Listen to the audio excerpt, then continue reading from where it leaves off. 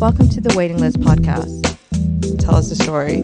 It's like many things you start building from scratch. And then I'm like, wait, I really do like watches because You've seen so many watches that makes you excited. I think I really do like watches. Yeah. I think it's a great way to see if you are a watch enthusiast. Welcome back to another episode of the Waiting List podcast, and today we welcome back Cole Pennington from Hodinkee. Welcome, Cole. Thank you. Welcome. Thank you. I am, of course, here with my co-host, the indomitable Lung Lung, and quote master James Bond, Alex Lau. Was all these adjectives going along here? Yeah. Sort it out. Last time we covered an extensive part of Hodinkee, which Cole Pennington was gracious enough to share. Today, it's more about Cole himself. For all those listening, we're looking to reach 1,000 subscribers for Christmas. So do us all a favor and please subscribe. Give us 5-star reviews if you like the content. Oh, and one more thing. We have a giveaway this episode. So to learn more, you make sure you listen to the end.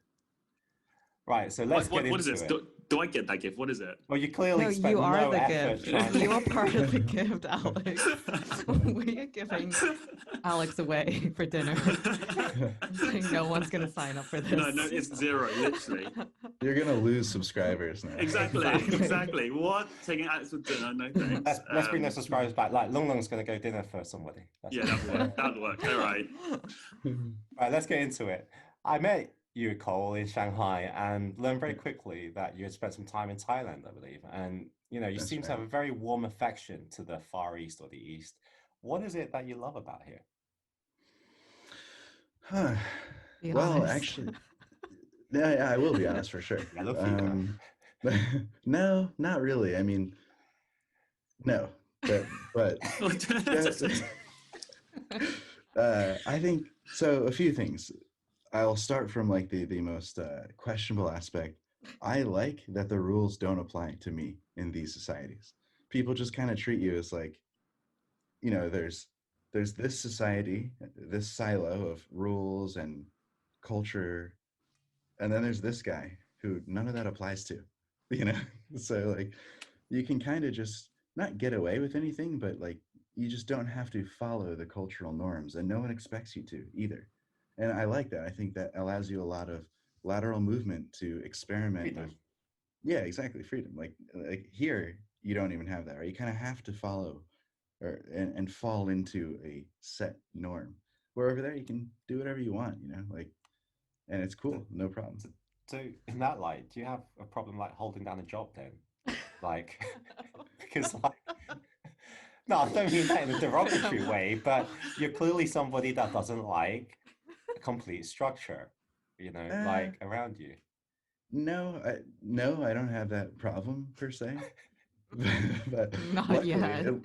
Yeah, not yet for sure. But yeah, I would say that what is good is here. You're right. So you're touching on something very interesting too. Here, you kind of need to do like a full-time job, whatever, because you need health insurance. You need the place to live, kind of things like that. I kind of liked the freewheeling nature of life over there, specifically Thailand. I think developing countries in Southeast Asia, you can do this more so than, let's say, Japan or a hyper-developed nation, like Korea as well. But yeah, I like that. I like that if you have an idea, like something I did over there, which I just simply could not do over here. I used to go to airplane junkyards and get like ailerons and flaps and stuff and weld up furniture like tables out of airplane wings. And that's really cool. Yeah, like really cool stuff. And it was a cost of labor is cheap. You know, the minimum wage in Thailand's like $10 a day. It goes by day, not by hour. Wait, for a second I thought you were the one doing it, but you're actually standing there telling ordering people to do it for you. Right, do that shit, do this. Typical white guy, typical Caucasian guy going to colonizing the Far East. To a degree. So yes, it started out I was doing it, but then like there are certain things you just can't do that are cheaper and easier, and someone else specializes in it. But stuff like that, I use that as an example. Like it's always good to take advantage of the cheap workforce, isn't it, Cole? Hey, it is. I would say you're providing someone else a job, so that's a good thing, you know. Well, you clearly touch on freedom. Having been brought up in England, uh, and now I'm based in Shanghai. I've been here for 6 years. I have a good comparison between what you'd say the two systems, Mm, and I would definitely say there's way more freedom in China to do mm, what you want to do, even say what you want to say, right? yeah. How it's painted, totally different. I am so much happier here. Yeah, Mm, yeah. Looking back on my time, I personally make it a goal to be happy wherever you are, yeah, or like take the yeah, best of what's around, of course. Mhm. yeah. And like if you're unhappy somewhere, that's your problem, right? Like you have to fix it. However, Agree, I agree. will say that the runway of things that are interesting or things to engage in or whatever is much longer over there, I found. Here it's rather stay in your lane is kind of the Mhm. thing here. Mhm. Over there are no goddamn lanes. Yeah, there isn't. It's really, and it does take a while for you to get out that mindset of being laned and pigeonholed Mm. to realize and open your brain up. Oh my God, I can really do anything I kind of want. It's a little bit, I don't want to say wild, wild west, but It's it's wild just a wild different east. system. Yeah, wild, Yeah. wild east. Yeah. Right. So, how did you end up being assigned the Oris project to Shanghai? And actually, how did you end up in Thailand? Mm. Okay. Well, Thailand came first. I ended up over there because in college I was doing like co-op programs. You kind of work Mhm. and study. I was doing like a shadowing, like an internship, right? Like a heavy internship in commodities trading. Absolutely the most boring thing ever. At a place called Constellation Energy in Baltimore, on like the Central America sugarcane analyst desk and all that stuff. Mhm. And this was right in the wake of I graduated in 2010, but like this was in the wake of the financial crisis here in 2008. That internship was supposed to turn into a job. Uh, they would hire you after you graduate, kind of thing. Because of the economic conditions at the time, they stopped that and said like, no, actually, no job. Sorry. So I went to my career resources center at my college, and they said, we have this program where you can go teach English in Thailand for a year because the school I went to was like Jesuit, which is like a religious affiliation, but it's not religious at all. Just so you know what I'm talking about. But It's a cult. the it kind of appears that way. So basically, they're like, "Hey, you can go teach English over there. We have this affiliation with this university, which is yeah, you can do that." So I was like, you know what? Why not? Let's do it. And so literally the day after I got done with school, I was on a plane to Thailand. And at the time, Thailand was going through some major political strife where as I was landing, I remember like seeing the smoke from they were burning a bunch of tires downtown as part of one of the protests. So Oh yeah. yeah. So that was like, all right, this is crazy. And then there was a not quarantine, I'm thinking COVID terms, but a curfew. Curfew, yeah. Yes, at the time, we got there and there were military patrolling the streets at like 10, like making sure everyone goes inside. But also it's not really that serious.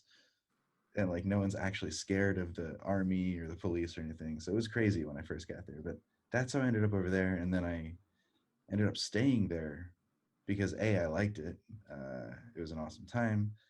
A few things. There was, like life itself, there's always multiple pieces to the story. And yeah, I got a girlfriend at the time, got a new job, started having friends, a social life, da da da, da. And then I was like, and then meanwhile, everyone that I graduated college with are moving back in with their parents because there's no jobs or anything, and I'm like, I'm living it up over here. So I stayed, and then started writing for fun, then became a copywriter, and then da da da da, and then uh, just created a life for myself. Yeah, and then ended up bl- blinking, and 6 years went by, and Wow, Wow. 6 years. yeah. So, So what and made you go then back to the States? 2018 when you started Dinky, wasn't it?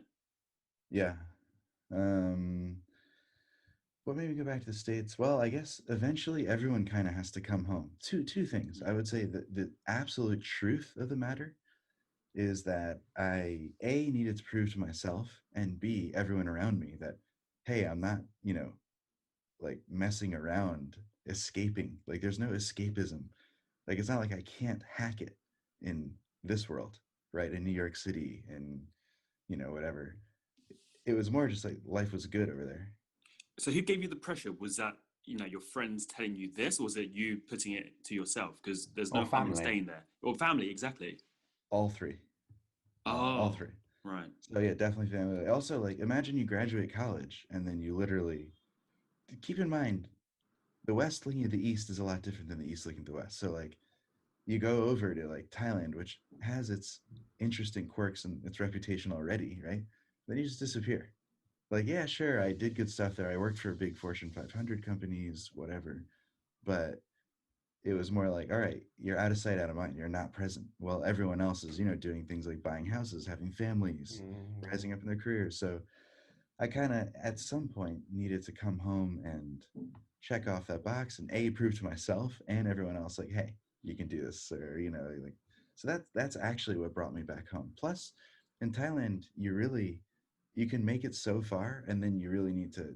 There's a little gap between here and there, right? So I came home to recalibrate, make some moves here, and then yeah, I ended up staying because I got the job at Hood and Key. But yeah, so that's really why I came back. But also just sometimes you just know. You kind of know when to make the move. I'm sure Daniel, you have a similar situation. You said you've been back 6 years in China. I mean, But he plans to stay there. That's the difference. first of all, like you did well for 6 years because Chinese mothers wouldn't let that shit happen, man. Like they'd be putting you back after 3 years or 2 years. I don't plan to go back to the UK. Yeah. So it's something that we have discussed in previous podcasts, but you're very clearly like American, right? You're a white Caucasian guy living in America. You know where your home is. That's me.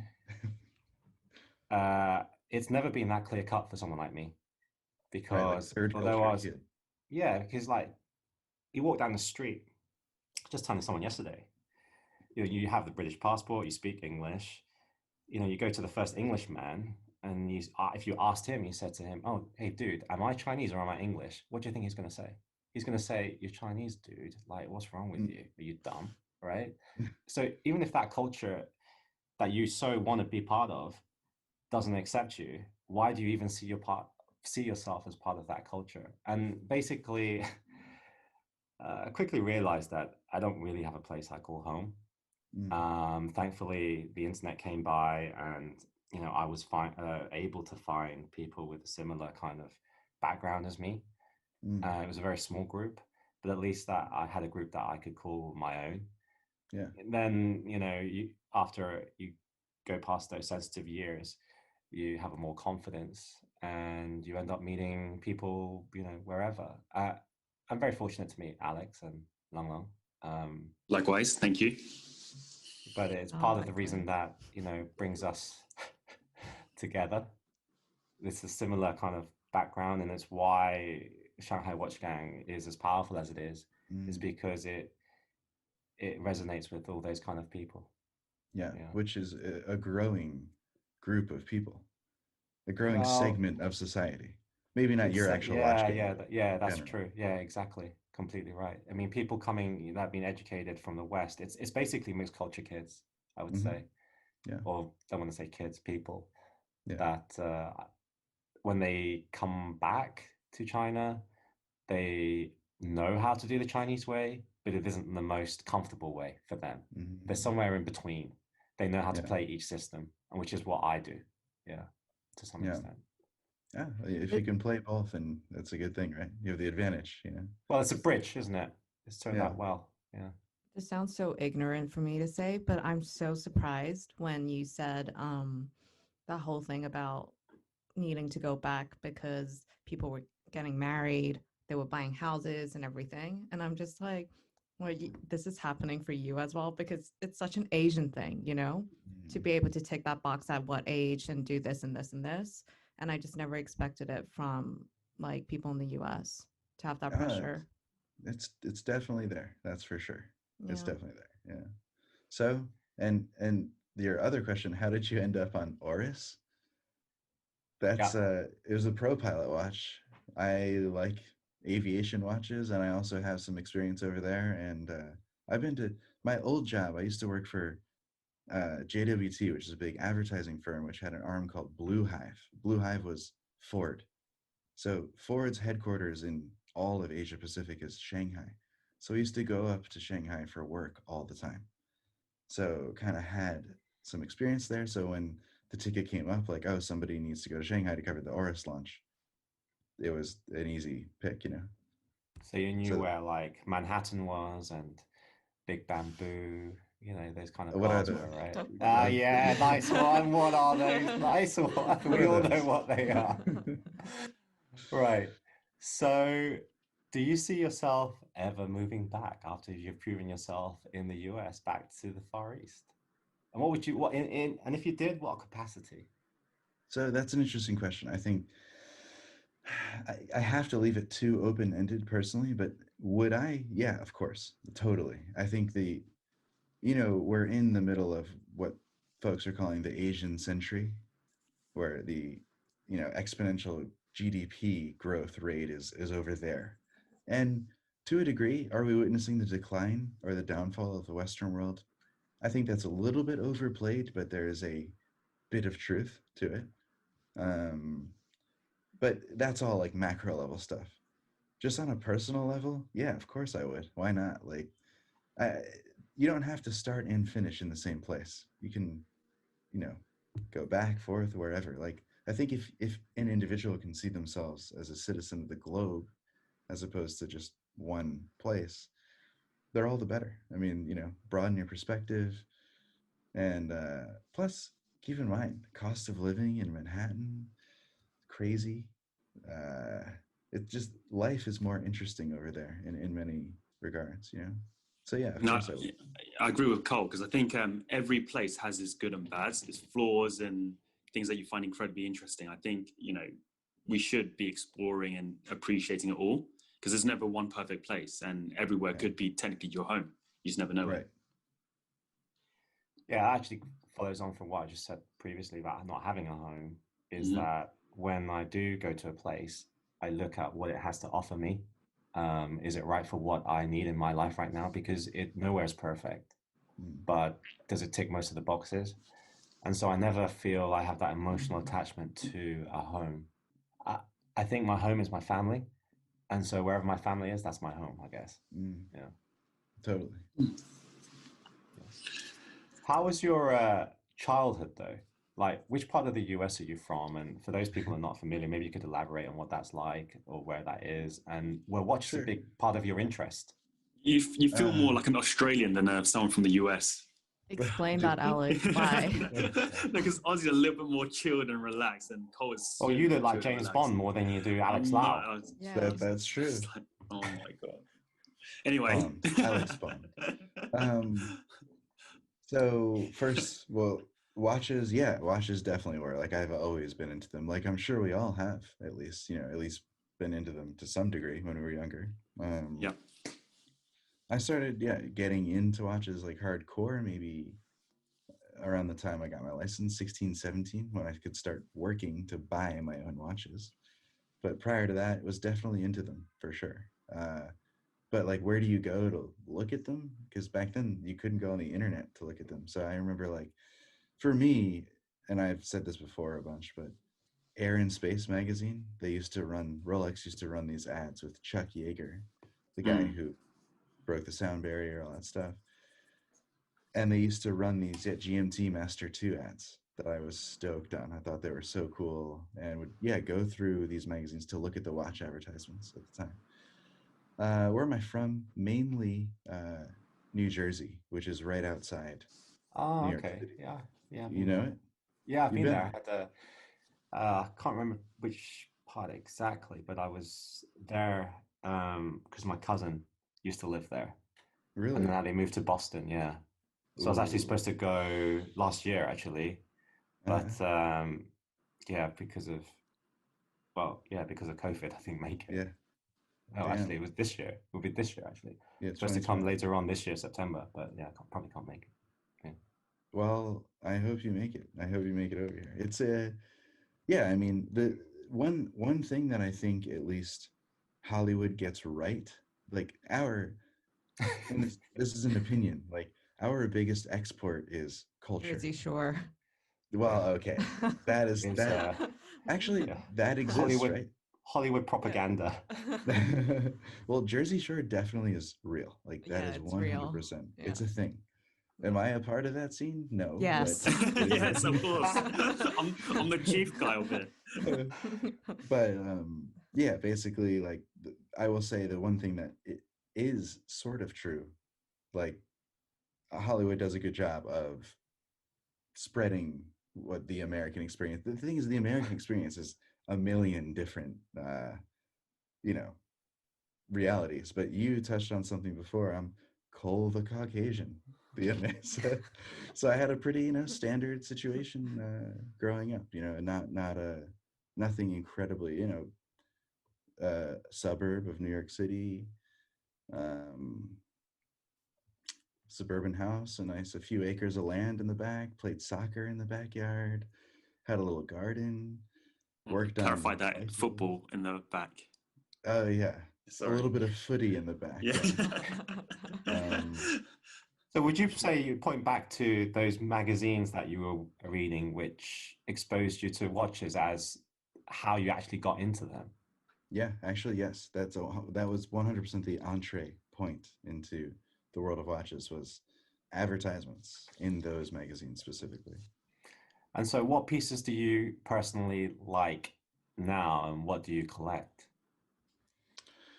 Collect everything from vintage military, so like mid-century and war era, World War II era, up to modern tool watches. I have one dress watch in my collection. That's it. This Grand Seiko. Seiko, yeah. So I don't really do dress that much. I like mainly 60s, 70s tool watches from Omega, and then kind of off brands, like just a basic Lamania branded tool watch, and then Longines or anything like that? Yeah, Longines too. Yeah, definitely. Yeah. Then modern stuff, I like whatever comes from Rolex Tudor for sure. I think in the tool watch world, they dominate. My everyday is GMT, but very nice. also, I like all that stuff. Because all the articles you mentioned in the previous podcast, they did highlight Rolex a lot in terms of the stories that you mentioned. Did that kind of influence and have an impact on you collecting Rolexes as well? I wouldn't say I collect Rolex though. Okay. And also, this is a good opportunity to talk about the difference between a collector and an enthusiast. Brilliant. Yep. So I actually would not call myself a collector of watches because collector they have a theme to what they collect. If they're a good collector, right? The collection makes sense because there's a thematic tie-in to every piece in the collection. For me, it's more occasion based. Like this one I got as a graduation present from my parents, right? I would wear that. This I got from my job. If you notice on the dial, it's signed, right? Cool. So, but for our listeners, because they're not going to watch this on YouTube, what is that one? I saw, is that Tudor? Yeah, it's a Tudor. Yeah. Yeah. Yeah, it's a Hodinkee signed one. That's right. Yeah. So like every watch in the collection has kind of it's not a theme. I'm not the guy who owns every one of this watch. For me, it's more like I'm a watch enthusiast because I enjoy researching, writing about, getting into watches, right? So your differentiation point is the fact that you see a watch collector more as a person that has a very consistent theme within their collection rather than a more spontaneous, sporadic kind of feeling. Yeah, and in also their collection. Keep in mind there are a lot of enthusiasts who don't have the means to be collectors, but they're just as into watches as anyone else is, right? Maybe even more. Exactly. So like when we say collector, it's not really we shouldn't be so limited to watch collectors only, right? So yeah. Agreed. Okay. as mentioned in the last podcast, I watched your Horological Society of New York. That's such a mouthful every time, It really right? is. Yeah, it's such a mouthful. Can you think of a new name? Yeah, it's It's HSNY. Yeah, HSNY, exactly. yeah, Yeah. HSNY. And you went to much effort to highlight the grey within war. You know, Mm. you even commenced the Commended or commenced? no, you actually started the actual presentation with a quote by Eisenhower Hmm. about the war and even sharing a personal story about your great grandmother. I think it was your great grandmother or your grandmother. Yeah, my grandfather. Yeah. Yeah, grandfather. Would you mind sharing that about how you had a POW or something? Yeah, yeah. So the story goes, I mean, he tells it too.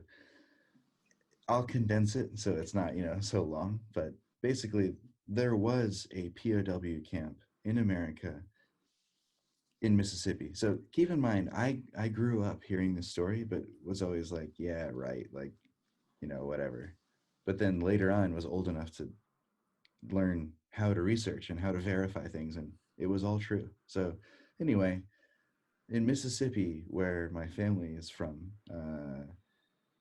there was a POW camp that the Army Corps of Engineers basically there that whole region of the country is a agricultural society, an agrarian society, right? Farming. That's the backbone of that region, Mississippi. So the Army Corps of Engineers had a POW camp where they had POWs digging irrigation systems for them. But here's the thing. Every now and then they would escape. Like one would get away and go into the town or run away or whatever. So I grew up hearing the story about during World War II, a German POW came and when my grandfather was a kid, so great grandmother. Yeah, exactly. So you were right about that. So came and knocked on the door and he was injured and actually asked to like be taken Seek care of. assistance, get help. Yeah. Yeah, yeah, exactly. And my great grandmother actually said, yeah, you can stay the night, and then in the morning you got to get on out of here. Which I always thought was crazy. It illustrates the humanity that people go through during these crazy times. So imagine that, like a Nazi potentially. So again, there's a distinction between German soldiers and Nazis, right? But we don't know. He could be either one. And yeah, he came, knocked on the door, and they let him in. And in the height of World War II, letting a Nazi sleep on your floor—that's kind of crazy. So that's the story that I grew up hearing, and then I went back and I researched it, and sure enough, literally like less than 20 miles away, there was a very big POW camp where they had all these guys, and there were other accounts where they slipped into the town where they tried to fake Southern accents to blend in with the rest of society, and it didn't work, obviously. But yeah, so that's that story that I opened with, that, which I thought was an interesting take on.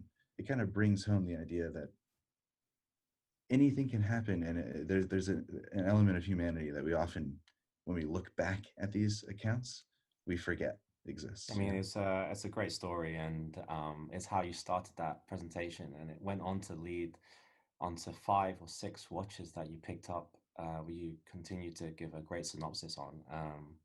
And they had a consistent theme, which was they were all engraved Hmm. on the back.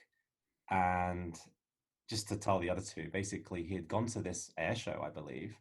Yeah. The Cole had gone to this air show, and he had found a guy selling these watches because a lot of people get into costume and they want to look period correct. So they buy Hmm. these watches, and this guy sells these watches. And Cole basically didn't spend a lot of money, but he picked out these 5 watches. And then his theme was, I'm going to pick ones with engravings. And from the engraving alone, he went on to find the true stories of these people of the engraving. So find the people, Wow. right? Wow. And A lot of digging.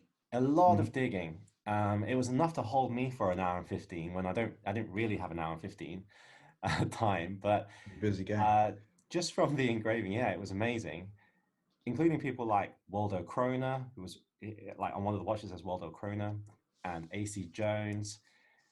For anyone seen it, you've got to watch it. Are military watches something of high interest to you? Like, what is it about military watches that fascinates you? I think a few things. I like that they're purpose built. So I will say I'm not like we talked about Roger Smith in the previous episode and so forth. For me, I don't worship at the high priests of horology and so forth, like movement and so forth. That doesn't really interest me or captivate me in the same way that watches being used as tools are, like a purpose-built machine to carry out a Task. mission per se. Yeah. Yeah, exactly, to carry out a task. So, and I also like about military watches specifically, there is always a story or history built into the watch simply due to the nature of what it's seen or been through because it's made for military duty, right? So that's why I'm drawn to that. I like the utilitarian aesthetic as well as the idea that there's a right tool for the right job, you know, and that's what military watches are made for. So yeah, that's kind of why I like why I'm most interested in that. And also, you can tell a lot about a culture or a unit or a time based on those watches specifically. Yeah, I learned something from that talk that I'd never thought about, never given any thought about, which was why some of these watches, military watches, and probably why it's consistent today, we see a red 12 and Mm, then there's no other watches. And you kind of said it in a way that assumed that you would know, but I didn't know. mm, And you said like it's because the crown used to be at 12, and when the crown moved to 3, people weren't used to reading it that way, and so it disorientated them. So they cleared it up by making the 12 red. yep, Like yeah, exactly. I would not have known that unless you had explained that. And it just shows how great a listener I am as well. That is true, actually. Oh, You're a jeez. fantastic listener. Smoke ball pipe. Yeah, yes. But do you think that there is anything out there other than a wristwatch that could or would have told the stories of AC Jones, Fullercamp, and Waldo Kroner that they could have Mm, taken? interesting, interesting thought. And aside from dog tags, no. Dog tags are the little metal plates you wear around your neck, Yeah. like your social security number, Military name, code. whatever. Yeah. Yeah. So sure, if someone found those, but I don't actually know what happens to those once someone perishes. Like, where do they go? Do they get given to next of kin? I don't know. Mm. Do people collect them? Who knows? But no, I think it could have only been a watch, believe it or not. Because another thing that you said was a lot of these watches were engraved because the soldiers went in knowing that they might not make it back Mm, and that they wanted to be able to be ID'd mm-hmm. and potentially return to their family, have a proper burial, all that kind of stuff. Which means, you know, it's if you actually stop and think about it, that you buy this watch kind of knowing that you might Yeah, die it might be the is, last watch you buy. yeah, right. And that's quite powerful. Mm, totally, Yeah. yeah. That's why it's to me more interesting than just someone going down to the boutique and buying Hmm. their sixth or seventh or watch or whatever. So that's why Yeah, I'm drawn to these watches there's certainly a specifically. lot of respect you give to the individuals that wore these pieces, Cole. And is that Mm. why you find that these engravings particularly piques your interest? Yeah, I mean, you've heard the term the greatest generation. I mean that's what we kind of revere that last generation of folks who just did whatever they had to do to Hmm. get things done and they persevered through things. I think it would probably be akin to the Cultural Revolution, Great Leap Forward, like the folks that lived Yeah, through yeah, you're really right. Yeah, hard you're right. times. Yeah. Um, there is a generation of people who faced incredible hardship and also experienced triumph. So yeah, I think that that's where the respect comes from and the reverence because that just doesn't exist anymore. Long and I actually, uh, regularly comment on that because we do spend a bit of time in, well, I'm in China and she spends some time in China. There is that generation that I think probably the easiest way is we go hiking sometimes Mm. in Hong Kong and we are dressed in Under Armour, um, the Lululemon. latest sneakers, all of that ready to go, right? But that generation, they're literally probably wearing the same shoes that they wore and they just get on with it and walk and hike. Mm. They don't care about that. They just get Yeah. it done. Like, Yeah. Yeah. and even when you see on the street, like people doing construction or fixing things, they'll be wearing that thing the whole day. They're not totally equipped to do the job, but they get it done. And Yeah. I think that's where I have a lot of leniency towards being less judgmental about Chinese, about how, you know, people sometimes see this generation as, unworldly, not cultured, not knowing. One, they didn't have the education maybe that you may have had. Yeah, but certainly the to do attitude they have is far stronger, right? The gumption, and I think they can do. yeah, and I definitely see how, it's unfortunate that maybe they were born in that situation or that time where they didn't have the opportunities or comfort level that we have. But certainly we wouldn't be here also without them. So I think it's very important that we pay respect to those people that really laid the foundations. We can learn a thing or two from that, Yeah, totally. I think, especially with the new culture, I think we're seeing more of a replacement culture than just fixing something. So most things nowadays just get replaced than fixed. So I was speaking to a car mechanic, and it's not like the good old days. And I think Wheeler Dealers is one example where they get a manifold. They actually don't just replace the manifold; they get it out, they refix it and reuse it again. And so nowadays for car mechanics, they're not fixing anything; they're just replacing bits in. Yeah. So I think disposable. But back in the day, like you said, our last generations or generations beforehand, they really spent time to fix things. It's the modern day consumerism. Yeah. What do you think in 10 years' time people are gonna think about our generation when they look at our watches? What are they gonna pick up from that? That's with a all the great RMs and BNF. What are they gonna say?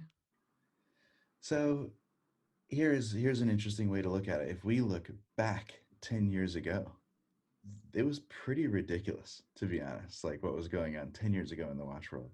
I, at that time, was big into Fricker cased divers. So there was a whole generation where like micro brands were actually cool and they weren't derivative back then. They were unique and original. So 10 years time from now, it'll be really interesting. I don't know. I don't know what themes will emerge. I will say probably 10 years from now, we'll look back and we'll say this is when watches started to become far more homogenous and the market started producing for this, like we talked about earlier, this sort of like the flex culture or whatever, and not necessarily horology for the greater good of horology. I don't know. Hopefully not. Hopefully I'm wrong and we're all wrong, but maybe that's the case. Right. Going back to military watches, how important were they in the war? Like, I think most of us, as having some knowledge, know that they were, they really rose to prominence in wars. But really, how critical were they, and how did they evolve? Like, I've mentioned the Red 12, but I mean, there's other stuff like because you get trench watches because of the shrapnel. But really, how critical were they in war? Yeah, absolutely critical, of course. I mean, you know, the part of the reason why the British were so good at colonizing the rest of the world is because they were incredibly organized and regimented. And what allows them to do that? Masters of time. Yeah, masters of time. Exactly. Precisely. So if you just that very little bit alone should shed some light on the fact that this is absolutely crucial in terms of almost everything, running operations, missions, so forth. So, but your other point though, how have they evolved? That is super interesting because now they don't just keep people on time. Like back then, everyone hacks their watch, so it gets it to the same exact point in time so that we're all in the same timeline. And then they kind of run things on like what would be called mission elapsed time. So it didn't even really matter like what time it was. It was more like 1 hour from now, 2 hours from now, 3 hours from now, whatever. But now, now obviously military watches are G-Shocks for the most part in reality. And marathons. There's a good story you should read. It's about a Marathon MSAR. Marathon's a Canadian company, but they produce watches for a lot of organizations around the world. But I wrote a pretty interesting story on that, covering the history of Marathon and so forth. But back when watches were used as a tool, GMT watches emerged because of this too. Military time, Anti-reflective coatings were developed because of this as well, like double AR coatings. What else? Sin. So Sin has, and Omega was a pioneer with the Flight Master early on, actually. So not just watches impervious to water pressure at depth, but let's say you're at 35,000 feet and a cockpit opens or whatever. Now it's a vacuum environment. So watches that are vacuum proof as well. So totally hermetically sealed. So like a lot of innovations, at least in tool watches, which Rolex to a degree is one. That's a good example of one that crosses both. The Milsub, I'm sure you've, the Chromex 1680s. Yeah, exactly. Yeah, 5513, 5517 mil subs. Yeah. Exactly. So these all come from a very direct brief, which comes from a duty to be performed in a military capacity.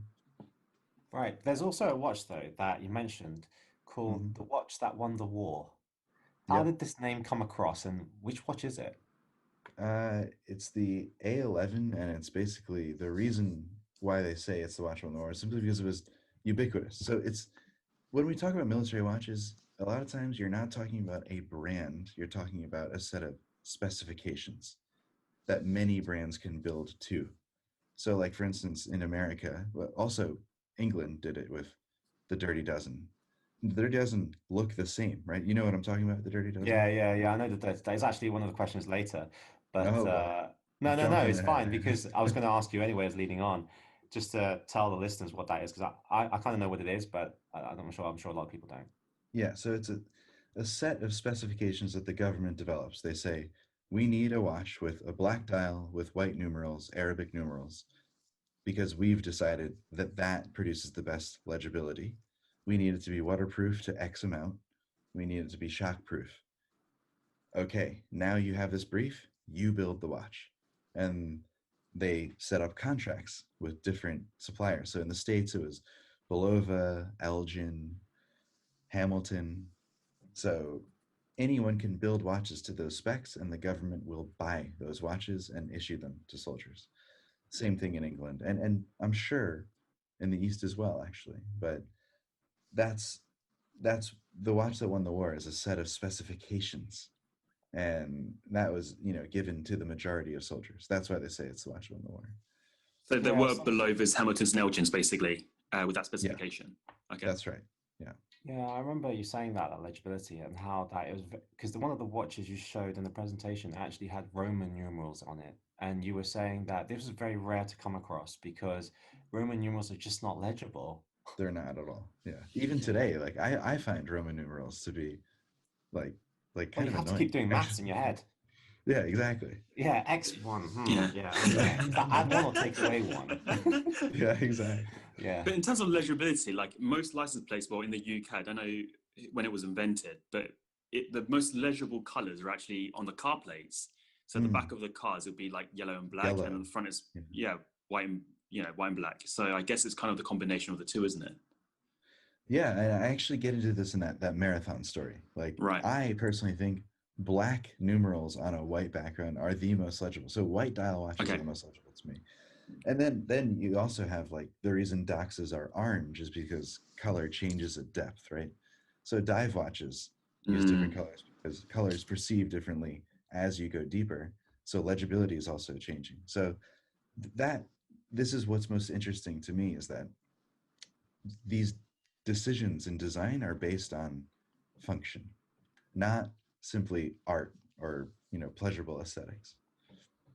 So you feel like they have more substance rather than being so fluffy. Would that be it? Hey, you said it, not me. Yeah. If somebody was going to get into them, get into military watches, what would be the best way to do so? So that's a great question. So some military watches are ungodly expensive, right? So like the Blancpain 50 Fathoms that early Navy SEALs use. So these are crazy money. But those World War II watches that we're talking about, those are $100, or maybe, $100 to $200, because there are so many of them, and most of them don't run anymore anyway. So it's not like you can tell. They're like broken. Exactly. They're from the 1940s, right? So that's a good place if you're just interested in having a object that participated in a war, or it's a jumping off point to do some research. But if you want a nice wearable watch, I mean, keep in mind too, as time went on, the watches that were issued changed, and soldiers started buying their own stuff on private purchase. Like we all know the Captain Willard story, the Seiko 6105. You guys familiar with that story? 6105. I No, don't know I that do one. not know. I don't know that one. Yeah. All right, so Captain basically, Willard. Yeah. oh, actually, the reason you don't know is probably because it's very specific to U.S. GIs in Vietnam. That's it. Right. So Oh. back during the Vietnam War, it's jungle warfare. These are harsh conditions. They were issued like West clocks and Timex watches that just did not hold up. The crystals fell out, water ingress occurred because you're in the jungle. So soldiers started buying their own watches, and at the PX stores, PX are the little stores on base, post exchange it's called, they would buy, what's ever available. And it turned out Seikos started to become the choice of Vietnamese or GIs working in Vietnam. So a specific model, the Seiko 6105, was championed by GIs during that time. And later in the movie Apocalypse Now, have you guys seen or heard of that movie? No. I Heard of it, haven't watched it. Yeah. Went past it yesterday on Chinese Netflix. I was like, next. It was like, look at this, next. I'm sorry, but the cover looked a bit shit. Never judge a book by its cover or a movie in that case. Love that quote So, by Alex. That watch was used in the movie, so it got made famous from being used in the movie as well. So right. Anyway, all to say, you can start from civilian side or like actual issued watches for cheap, or you can go all the way up to like mil subs or Seamaster 300s made for the Royal Navy, or Lamanias made for the Swedish Air Force. So there's a huge range, but or Tudor for the French military. Yeah, exactly. The snowflake, the Marine Nationale snowflakes. Yeah. So specifically, the French Navy. But yeah, you're talking about these military watches. You mentioned the story again. I want to just bring it up. We talked about the watches being used in the World War, and how they were typical for timekeeping. They were so critical, right? And I think I'm saying this correctly, that we forget that these watches also broke. So there used to be two watchmakers with two benches that used to travel with these soldiers in the back to fix the watches. You don't think about that, right? It's crazy. But I was like, wow, whoa, like in the middle of a field, there's a guy trying to fix your watch. Like, yeah. I wish we still had that, right? That would be great. But yeah, literally in the manual, it breaks down how to do field servicing. So it was basically a troop transport. It's one of those big trucks with like a canvas top. In the back were two watchmaker stations, and it literally fixed the watches on the spot. It's crazy, but kind of cool, So are there any kind of like holy grail military watches out there? Super rare pieces that, for sure, tell me which ones they are. So we'll start saving up some pennies to get them. Because I've got this, I'm not saying, it's probably like bad side of me that if I want to get like something, I want the best. Like, I'll probably skip the rest and just go, I want one piece. I don't want to get all the military watches, but I want one piece, and that's the piece. Here's something interesting too to keep in mind. Like, what makes it value is tied to the story, and the story is also very specific and unique to a certain country, right? So, like for instance, Seikoshka was the Seikosha predecessor to what we know as Seiko, and they were issued watches. They were issued to the kamikaze pilots. So naturally, a lot of those watches did not survive because a lot of the pilots didn't survive. But basically, like those might be more interesting for a Japanese collector than, let's say, like a World War II watches for an American collector and so forth. But like there are some unequivocal grails, and that's going back to the mil sub. And then, like I talked about, the 50 fathoms. What else would be part of that? Marine Nationale Tudors to a lesser degree, but they're definitely grail worthy in my opinion.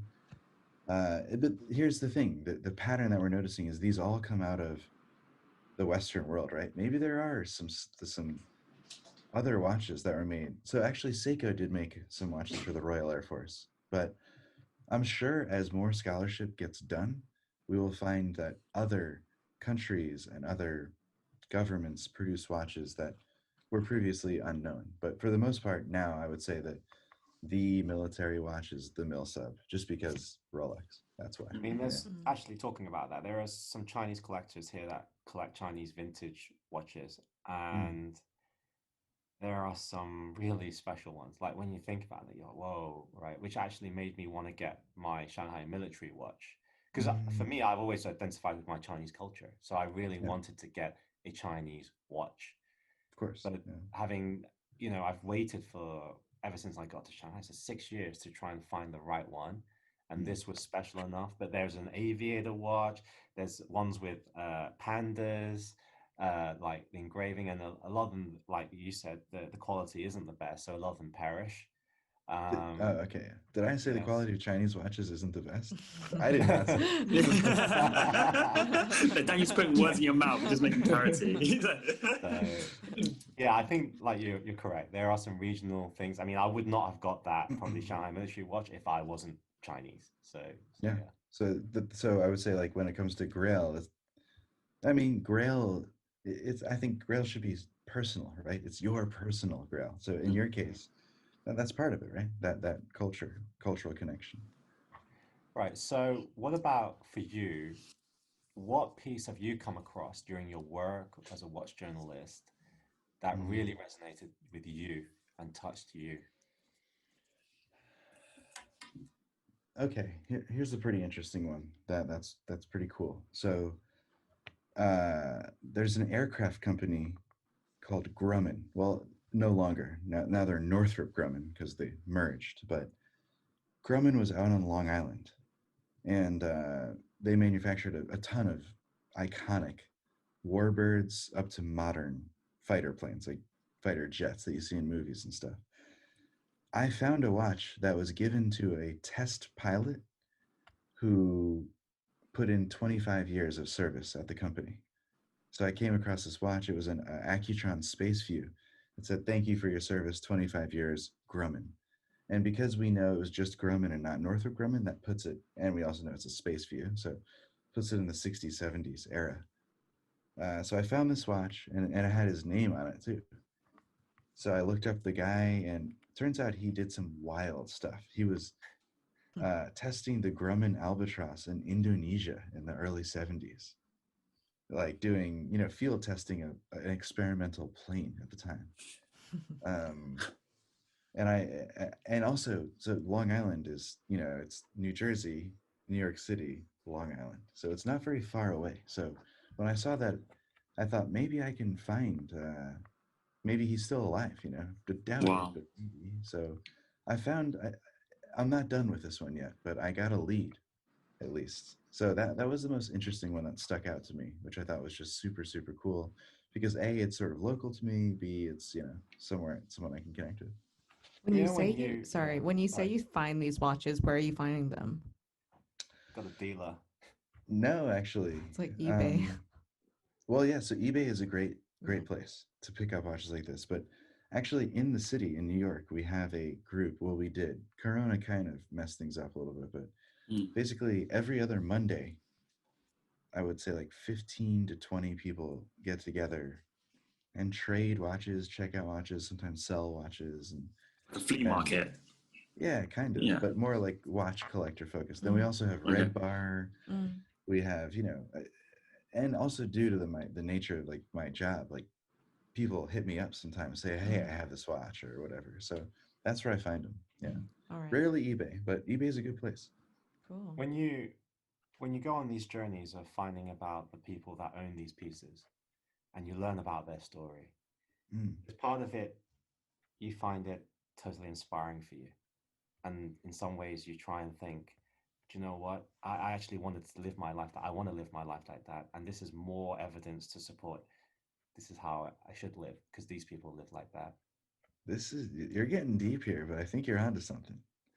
I mean, that is, I mean, that some To a certain degree, no, for sure. But in others, yeah, of course. Like, imagine, looking at an old 6542, the first GMT master, flipping it over and seeing like the name of a Pan Am pilot who, yeah, maybe was based in New York, but cruised on over to Shanghai in the coolest era of Shanghai, right? Like the 60s. Well, it's now actually because I'm there. That's true, actually. Yeah. What a life to have lived, right? Like an international jet-setting pilot back in the day. Like, so yeah, would I like to imagine myself as that? Sure. I hope we all would like to imagine ourselves as doing something great or interesting and so I forth. certainly see you as a traveler because in all the watches that you seem to talk about, even in the presentation, they flew to like on the battleships in Indonesia, I think, in that strait of Bikini something. Atolls. Oh yeah, so the Makasan Strait. Yeah. Yeah, the Makasan Strait. Yeah. There is that. Yeah.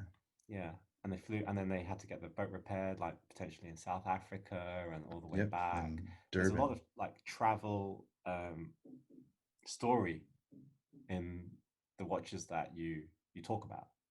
Yeah, because the people who wore them were doing things that require them to move around and so forth. So, and that's interesting. And like you're talking about Kroner, the Kroner watch, and that was in a firefight.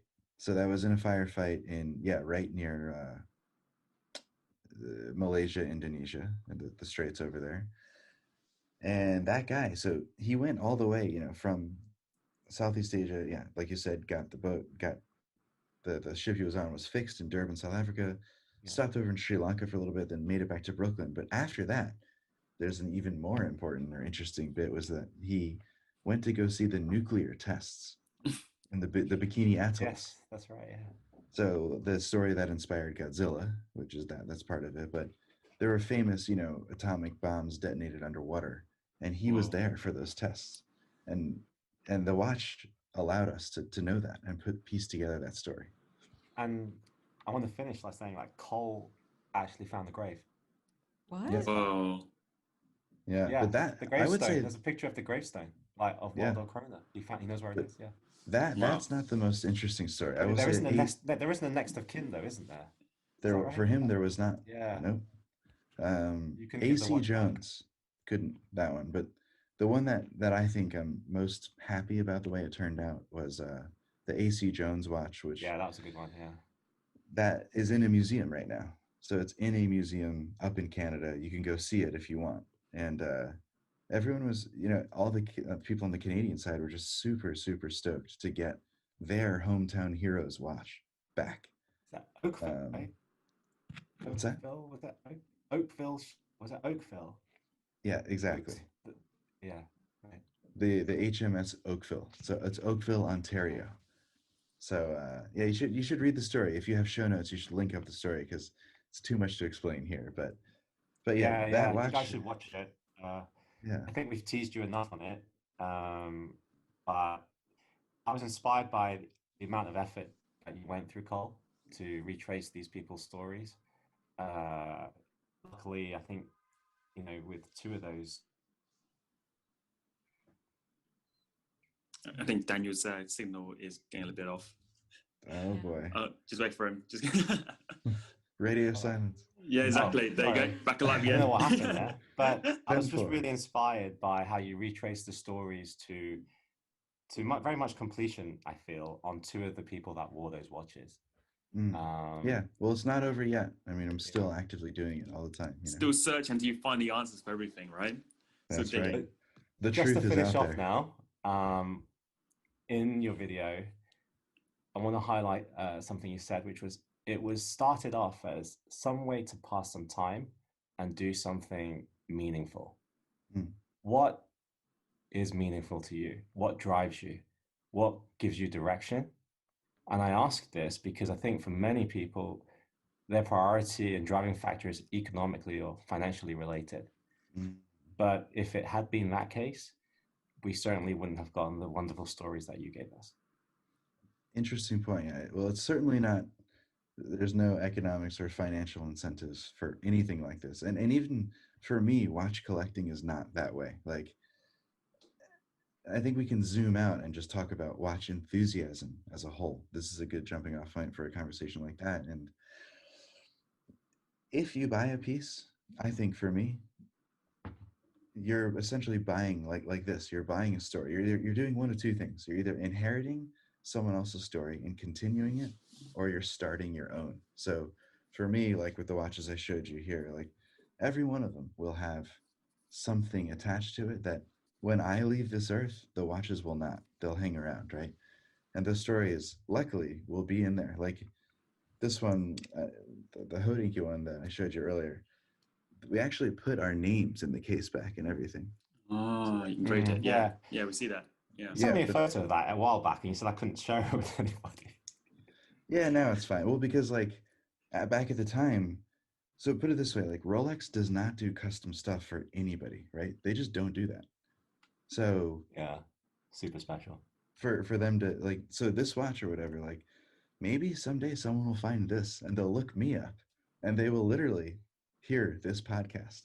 If you give it to me, I promise I'll look you up in 50 days.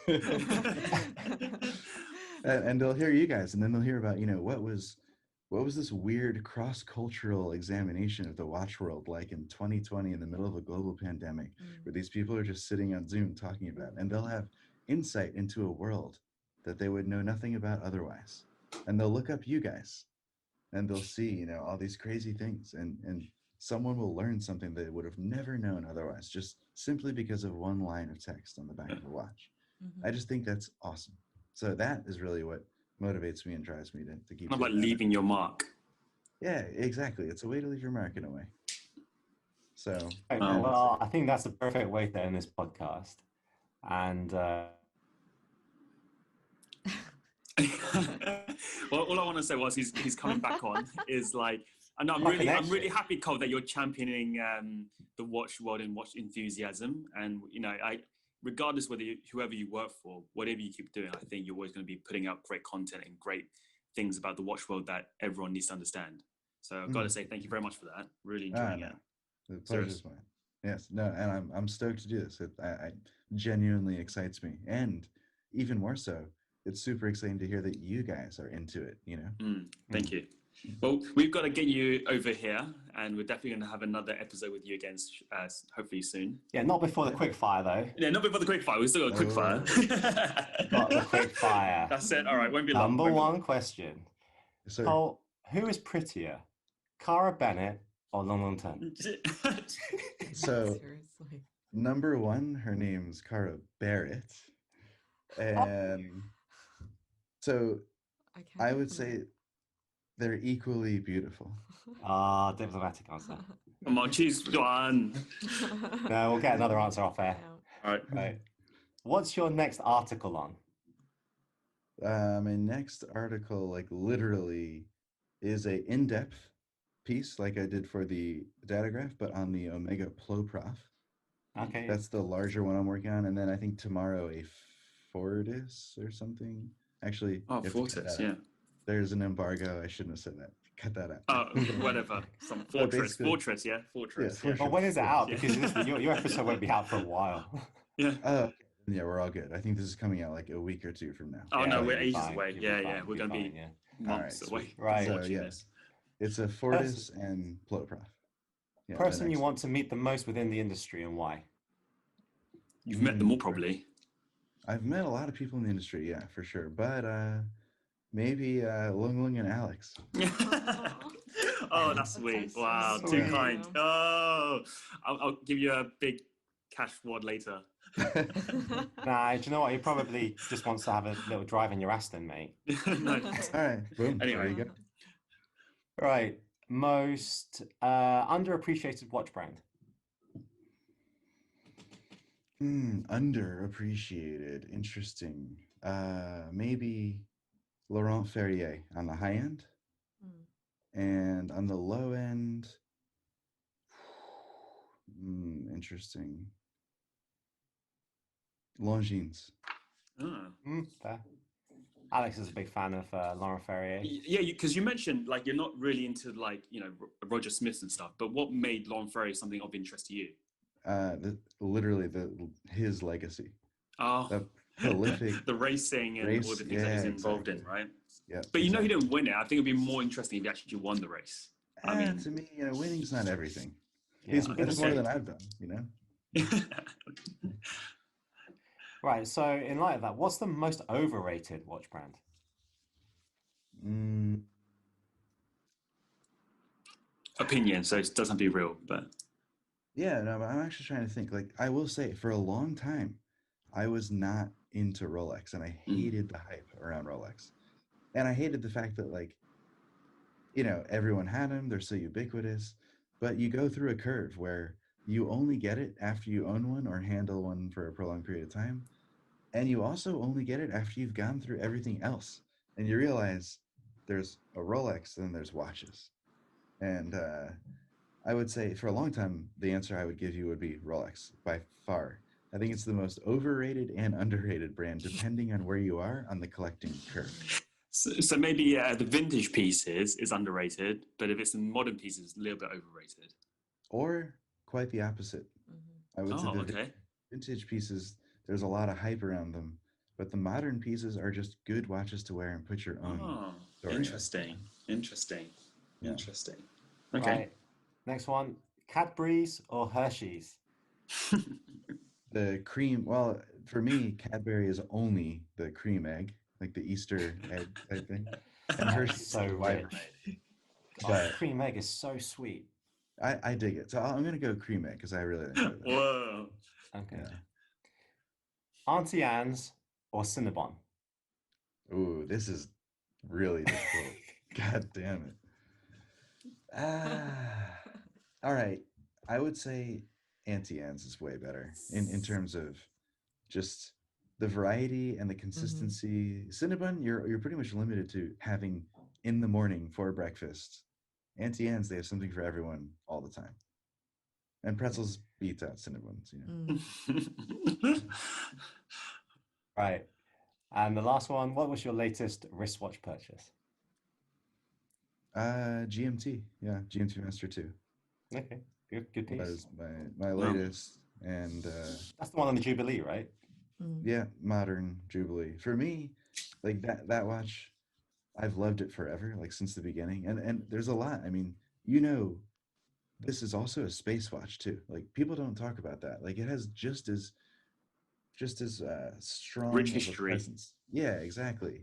Mm. In space as it does on test pilots' wrists, on Pan Am pilots' wrists. Like it kind of covers everything in the tool watch era. And keep in mind, so I don't know if you guys saw, but I did a talking watches with this astronaut, David Yes. Williams, and to check it out. But he tells the story about Joel McGinnis, who is a famous diver, who brought one down to the Titanic in a submarine, but GMT Master. Like that watch has history. It's not just a flex watch. Like if you look at it as just a flex watch these days, you're being incredibly myopic because there's an incredible history there. So that's why I'm drawn to it, and that's kind of the only Rolex that I would consider right now. Right. Well, that finishes the podcast, but we do have a giveaway. The watch stand has graciously decided to support this podcast by allowing us to give away a watch stand. So I think these retail for like, I don't know, $200 or something expensive anyway. Yeah, it's really generous of them. All you have to do is follow the Waiting List Podcast Instagram page, story the podcast either as a screenshot or repost an image from the page, and tag us in that story. And we will pick a winner at random after 2 weeks. And that pretty much ends this podcast. Thank you very much, Cole, for agreeing to do this podcast. I believe it must be close to 2:00 a.m. for you over there. Yeah, that So is thank you so much. What champion. And I learned a lot about military watches, and I'm certainly going to spend some time looking at them. But it was really good to hear your passion in them, and I hope more people, feel the same way.